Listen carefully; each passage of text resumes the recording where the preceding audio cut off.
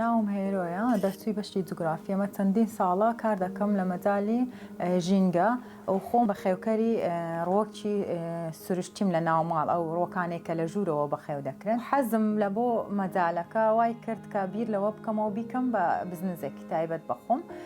بیرم کردەوە کە بیرۆکەیەکی تازە بێنمە کوردستان وەوە نەکراوە پێم وابێ خۆم یەکەم کەسم کە لە هەولێر ئەو کارە دەکەم.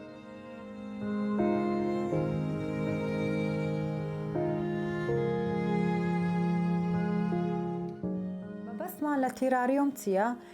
سیستەمێکە کە دروستی دەکەی لەناو ئەو شوشە سەرداخراوە، یعنی خۆی ژینگەیەکی بچووکراوەیە، ڕەبتی تەواو لەگەڵ دەرەوە دەپتڕێ، وای لێدێ خۆی دەژێنی.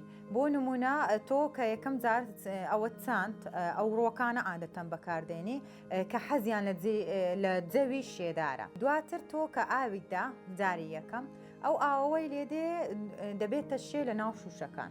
ئەوەی لە ناوی بەکاردێنین عادەتەن قەوزە بۆ جوانکاری و بەردەکان هەوڵ دەدەم لە چیاکانی خۆمان دەینم بەردی غەریب و بەردی چەم و ڕووبارەکان دێنم لە ناوی دادەنێم.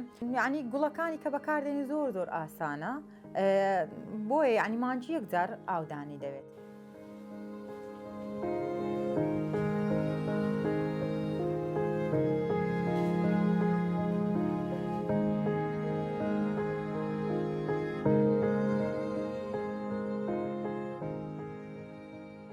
کە دەستم بەو کارە کرد بینیم پێشوازی خەڵک بۆی زۆر باشە، چکە لە چەند پێشانگایەک بەشدارم کرد. خەڵکەکە زۆر ئیستیقبالیان باش بوونە بۆ شتەکە و شتەکەیان لای نامە و غەریب بوو.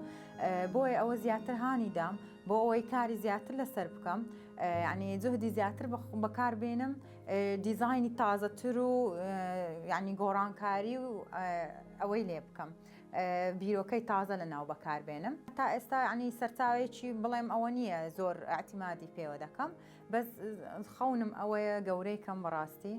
لە داهاتوودا حەز دەکەم ینی شوێنێکی تایبەت بە خۆم هەبێ، ئیشەکەم لە ماڵەوە دەرچێ بێتە بزنسێکی گەورەتر، زیاتر ینی خەڵک بیناسی.